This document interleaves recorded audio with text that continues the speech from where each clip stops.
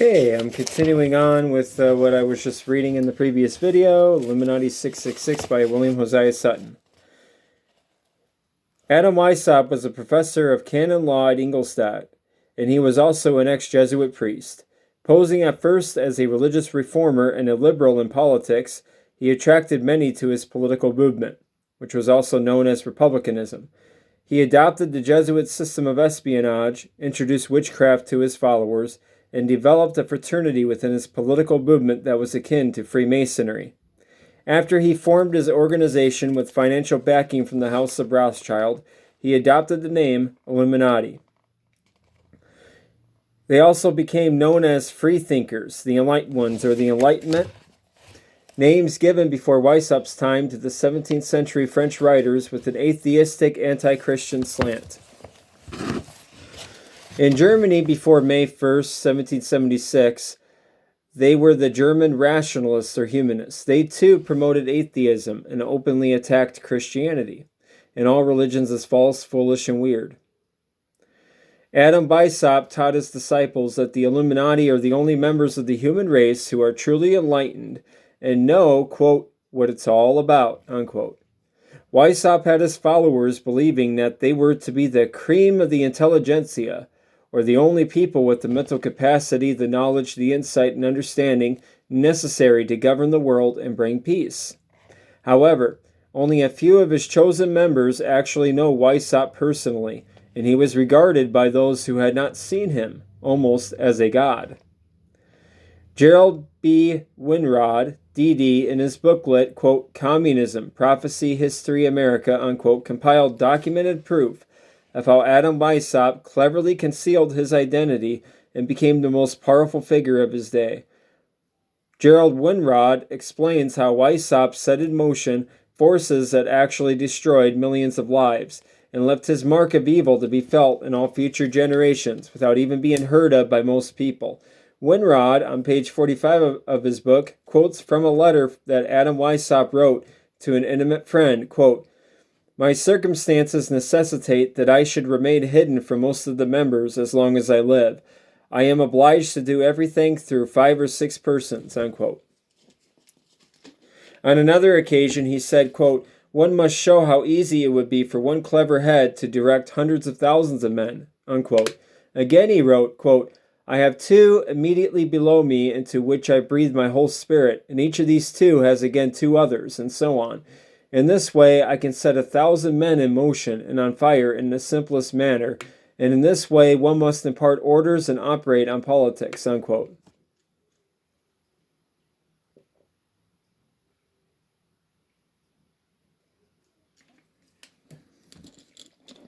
Weishaupt recruited into his ranks as many young men of wealth and position as possible. Within 4 or 5 years, Weishaupt's Illuminati became very powerful and even had his members directing the affairs of Germany. Weishaupt's goal was to hide the sciences of witchcraft behind philanthropy, destroy Christianity with humanism or atheism, then set up a one-world government. In Des Griffin's book, Fourth Reich of the Rich, he shows the outline plan of Weishaupt's world revolution that he hoped to produce by these following statements. 1. Abolition of all order governments. 2. Abolition of private property. 3. Abolition of all inheritance. 4. Abolition of patriotism. 5. Abolition of all religion. 6. Abolition of the family. 7. Creation of a world government. Weishaupt, who was only 28 when he founded the Order of the Illuminati on May 1st, 1776, did not make much progress until he met a high-ranking Freemason named Baron von Nidge. Von Nidge was not only a high-ranking Freemason, but he also had been admitted as a master of most of the secret societies of his day. Von Nidge was, like Weishaupt and all masters of these secret societies, an expert occultist. To spread his order and give the Illuminati higher influence in the world, and because Freemasonry is akin to Illuminism, Weishaupt connected with the Masonic institution. He was initiated in 1777 into Freemasonry in a lodge at Munich that he planned to use to promote his world revolutionary ideas. Baron von Nidge joined Weishaupt's order in 1780 and soon became a leader, dividing with Adam Weishaupt the control and direction of the order. All initiates of the Illuminati were required to take an oath to secrecy and bind themselves to perpetual silence, unshakable loyalty, and submission to the order. Like Freemasonry, only a few top men within their organization actually understood their true goals. The world accepts Freemasonry as a great benevolent society, teaching the highest possible degree of morality and virtue. Since Freemasonry enjoyed prestige and honor, Adam Weishaupt and Baron von Ige planned a world takeover by using the Fraternal Order of Freemasonry. Their plan was to penetrate into the high levels of the order, then take control in directing the affairs of the nations into an eventual one world government.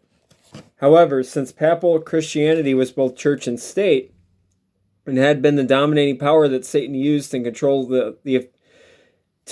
affairs of the world in Weishaupt's time, Satan was making ready an even worse satanic influence that would gradually unite all paganism, false Christianity, and all governments of the world under one banner. Weishaupt's first step was, however, to get control of the International Order of Freemasonry. In order to gain control of the Order of Freemasonry, Weishaupt and Baron von Ige tried to sell the leaders of Freemasonry on the idea that their order of the Illuminati had a higher, much older, and more mysterious system than any of the higher degrees of Masonry. In its internal organization, the order of the Illuminati was divided into three great classes. 1. The nursery. 2. Symbolic Freemasonry. And 3. The mysteries. Adam Weishaupt's plan for world takeover was to operate undercover as long as possible. And when the gullible world would finally found out, it would be too late to stop them.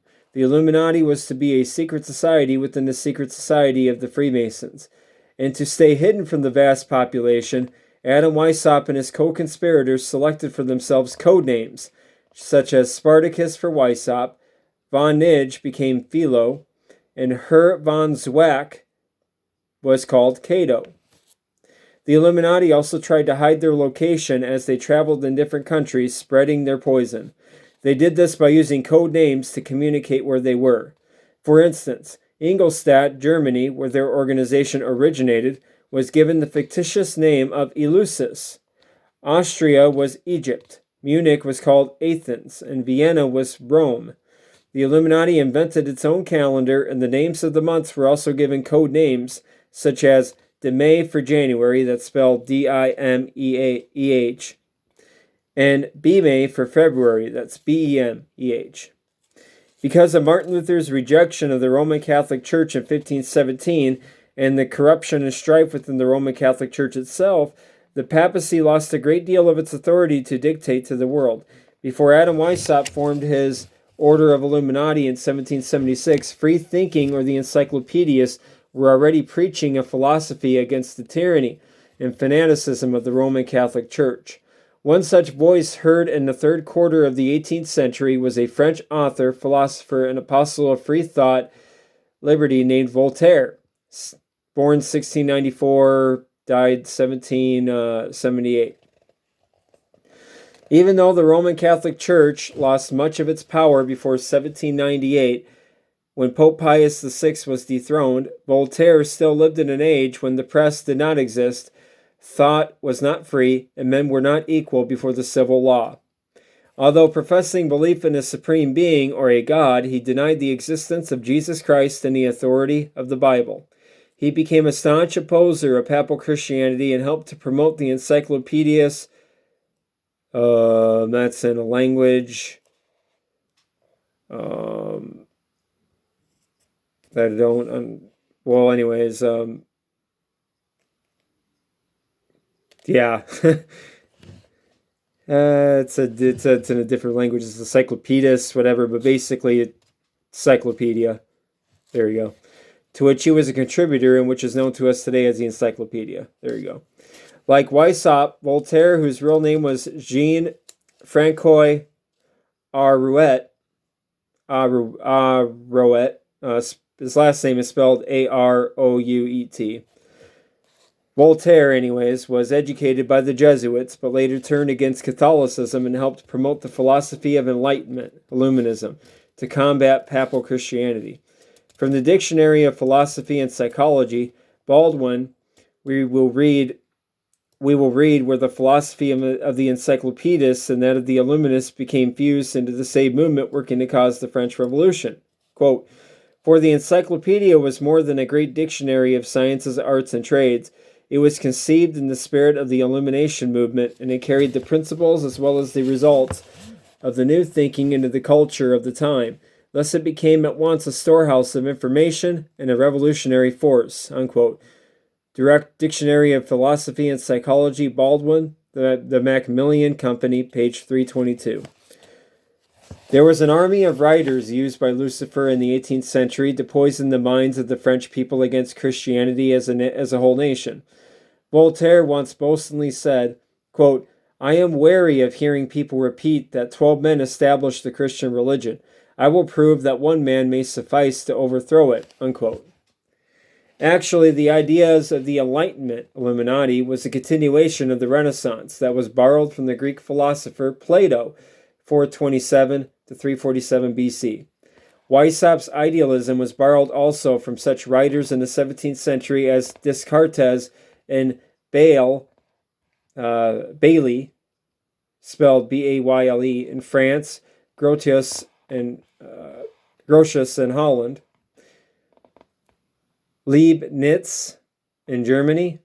I've never even heard of that. I'd have to spell that one too. Leibniz. It's spelled Leibnitz.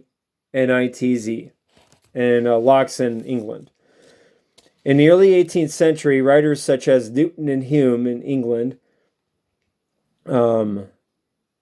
D. Diderot and D. Alembert, like Voltaire, can all be credited with contributing to this philosophical movement which led to the founding of this secret revolutionary society called the Illuminati.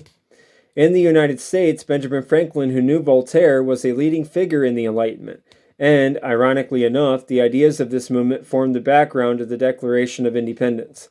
It was our Lord, however, that took this confusion and molded it into a protective shield against both civil and religious persecution.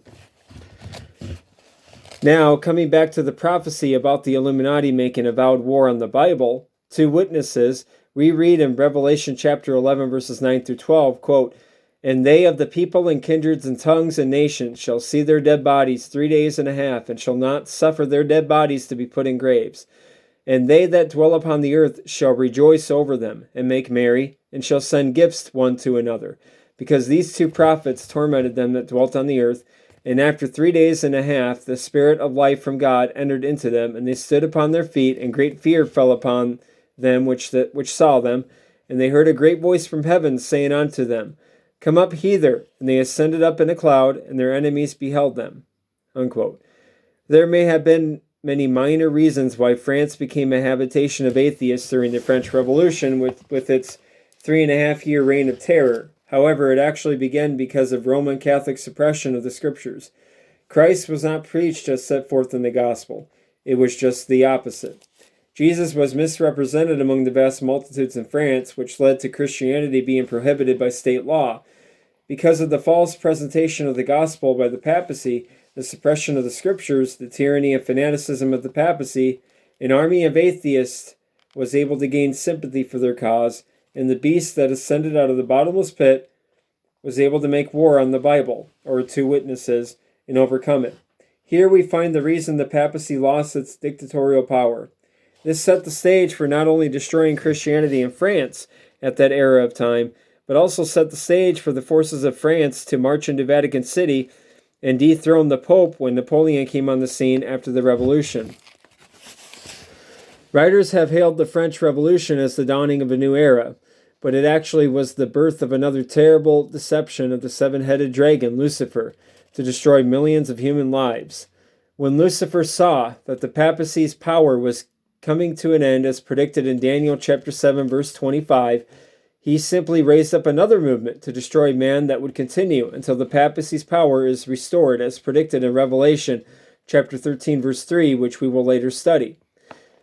Now, the Illuminati movement that shall make war on the Lamb, but the Lamb shall overcome them, Revelation 17:14, is not to become worldwide until the second beast of Revelation, chapter 13, 11 through 17, begins to emerge and speak as a dragon. This, as we will learn later, is the power of apostate Protestantism in America. But before we can understand how Illuminism, Catholicism, and apostate Protestantism shall go forth into the world to unite them against the real Jesus of the Bible, we need to know what name the Illuminati are operating under today. As stated before, Adam Weishaupt connected with the Masonic Lodge in 1777. He posed as at first among the Freemasons as a reformer in religion and a liberal in politics. Because Freemasonry was also anti-papal, Weishaupt's anti-papacy policies in Germany became popular immediately. Weishaupt enrolled no less than 2,000 names upon the Illuminati registers in Germany. Among those were some of the most distinguished aristocrats of that country. It is quite apparent the men of the order of Freemasonry that joined Weishaupt's Illuminati had no idea of what trap they had fallen into. Very few Masons understood what Adam Weishaupt's plans were in the beginning, as very few Masons today understand what their own organization teaches. Weishaupt penetrated into the Freemasonry organization with all the shrewdness and subtlety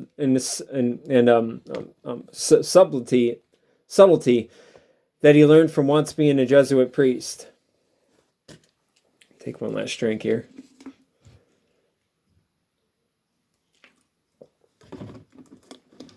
Some historians have written that the French Revolution was not premeditated. Some will say that the French Revolution emerged only from a political crisis that coincided with an economic breakdown. This economic breakdown generated unrest and riots which even the French army could not quell. It was this, some historian will argue, that made the people of France determined to cause a social change and overthrow their country. What these historians say is true in part only. The part of history some historians fail to see or leave out is actually what caused the people in the first place to accept this spirit of Illuminism. As stated before, it was the suppression of the Bible, the fanatical oppression of the Roman Catholic Church, that actually generated the spark that eventually led the French people to reject Christianity and publicly burn their Bibles. History records that the events that led up to the French Revolution were caused by anarchy. The citizens became divided into a medley of hate factions that were struggling for power, trying to exterminate each other. But before this, it was the Roman Catholic Church who slaughtered French citizens by thousands that kindled a hatred for Christianity. The murderous character of the papacy was seen in France. In 1572 A.D., Roman Catholics tried in one sweep to murder all of the Protestants in France. This is known in history as the St. Bartholomew Massacre. Within the space of 1 month, 60,000 Protestants are said to have been slain in France. All told, there were over 75,000. The Cardinal of Lorraine gave 1,000 crowns as a reward to the person who brought the news to the Vatican. Here the reader may understand more clearly Revelation chapter 11, verse 8, quote, where also our Lord was crucified, unquote. Inasmuch as ye have done it unto one of the least of these my brethren, ye have done it unto me. Matthew chapter 25, verse 40. When the papacy killed the Protestants in the streets of Paris, they also were destroying the temple that Jesus dwelt in. And saith the Lord, quote, ye have done it unto me, unquote. During the Revolution, France was reduced to a state of moral debasement similar to that of the city of Sodom in Lot's time. She also had the same spirit of atheism within her as did the Pharaoh of Egypt in Moses' day. Both the sins of Sodom, licentiousness, and of Egypt, atheism, France was predicted to have, in Revelation chapter 11, verses 7 through 8, at the closing of the 1,260 years, the two witnesses, Old and New Testaments, were to finish their testimony. And it was from here Illuminism began to emerge and overcome Christianity. History calls this movement of Illuminism, atheism, the Jacobin clubs. The Jacobin clubs in France were the aristocratic terrorists who spearheaded the French Revolution, which sent King Louis XVI on January 21st, 1793, to the guillotine. However, most historians leave out who was really giving orders to Danton, Marat, and Robespierre, the leaders of the Jacobin clubs. It was the Jacobin clubs that actually abolished Christianity through the National Assembly and established the worship of the goddess of reason, or liberty. The name Jacobin derived from the name of the convent these aristocratic terrorists used to secretly plot the overthrow of King Louis XVI. The convent was called Jacobin Dominican Convent. They were also known as the Society of the Friends of the Constitution, and were soon organized in every important town in France. They were the most wealthy and influential people in France. They had as many as 500,000 members at the height of the influence in 1793 to 1794. The truth is, I'll start over. The truth is, this aristocratic terrorist movement called the Jacobin Club was actually French Illuminists operating under a different name. As established earlier, Adam Weishaupt became a Mason in 1777 for the sole purpose of using that organization as a tool for boring into the high levels of government by simply replacing Freemasons who already sat in these positions. With an inexhaustible talent for charlatanry,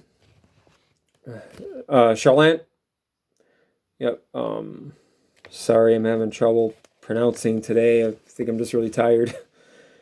Charlatanry. Think of the word.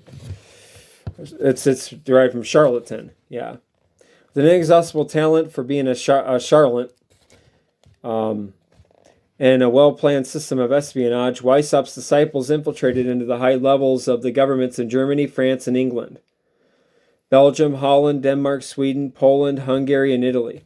However, it was Baron von Nidge, who joined the Illuminati in 1780, that gave this organization its rapid expansion, not Adam Weishaupt.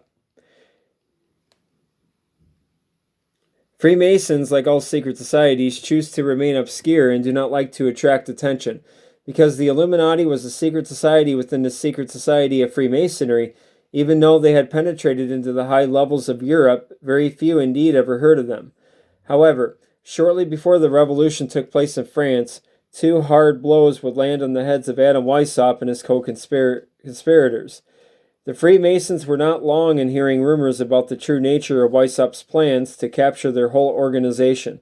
When the Freemasons began to get wind of Weishaupt's true purposes, a chief council was held to examine the nature of the Illuminati by top-ranking Freemasons. A conference of Masons was held in 1782, at which time Weishaupt and Baron von Nidge attended.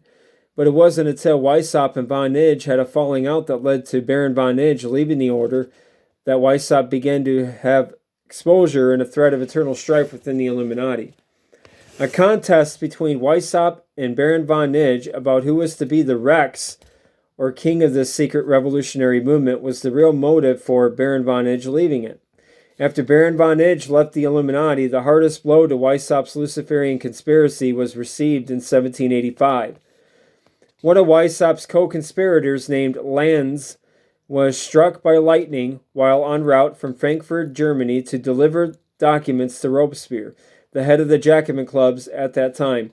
The documents that Lanz was carrying had important information about the order of the Illuminati and its plans of not only destroying the French government through riots and revolutions, but also governments of the world as well. This is how we today have information about this beast that ascended out of the bottomless pit. All of the papers Lanz was carrying fell into the hands of the Bavarian government, and the authorities ordered the police to raid the headquarters of the Illuminati in Germany. Adam Weishaupt had to escape for his life. And all documented evidence that the Order of Illuminati was a dangerous international terrorist group was brought to the attention of many countries in Europe. However, the warnings fell on deaf ears, as they will in our day. When the Word of God was rejected and spiritualism took its place, France fell into a degrading worship of the goddess of reason. This period of time in history is also known as the Age of Reason, or the Reign of Terror. And interestingly enough, the reign of terror lasted 3.5 years, as predicted in Revelation chapter 11, verse 11. Quote, "After 3.5 prophetic years, the Spirit of life from God entered into them," Old and New Testaments, "as they stood upon their feet." Unquote. The beast that ascended out of the bottomless pit was a political power that ascended out of witchcraft. made open avowed war on the Bible and Christianity, caused the French Revolution, and is predicted in Scripture to continue from the French Revolution and eventually spread to every corner of the habitable globe. To point out how the same rebellious spirit of Nimrod and how his hatred towards the Lord of the Sabbath could be seen also in the Illuminati of the 18th century, Uriah Smith, in his book Daniel and the Revelation, page 285, quotes a priest of Illuminism that was a well-known comedian in France at that time. Quote, "God, if you exist, avenge your injured name. I bid you defiance. You remain silent. You dare not launch your thunders. Who after this will believe in your existence?" Unquote. Daniel and the Revelation, Smith, Southern Publishing Association, 1944, page 285. In the next chapter, we will continue to show this gradual Luciferian conspiracy to overthrow Christianity and all governments of the world, symbolized in scriptures as the beast that ascended out of the bottomless pit, Illuminati, and how it can be traced through various names and guises starting from the French Revolution to our present day. The anarchy that was displayed in the streets of Paris through the efforts of this Antichrist movement will be seen in this country. Ellen White, in her book Education, page 228, saw this anarchy was soon to become a worldwide conspiracy. She states, quote, "At the same time, anarchy is seeking to sweep away all law, not only divine, but human. The centralization of wealth and power, the vast combinations for the enriching of the few at the expense of many, the combinations of the poorer classes for the defense of their interests and claims, the spirit of unrest, of riot and bloodshed, the worldwide dissemination of the same teachings that led to the French Revolution, all are tending to involve the whole world in a struggle similar to that which convulsed France." Unquote. And I told you before in the last video about Ellen G. White, Seventh-day Adventism. I don't subscribe to it. But they do put out a lot of good information on secret societies. I'll just say that. And that word I was mixing up, charlatan. Charlatanry is what it should have been pronounced. But, sometimes you get tired. You just, tongue gets a little tied with some of these words. But that's about it till the next part that I read. That'll be on communism. And I hope you have a good night. And I'm probably going to get off of here and take a shower and probably go to bed. Okay, take care.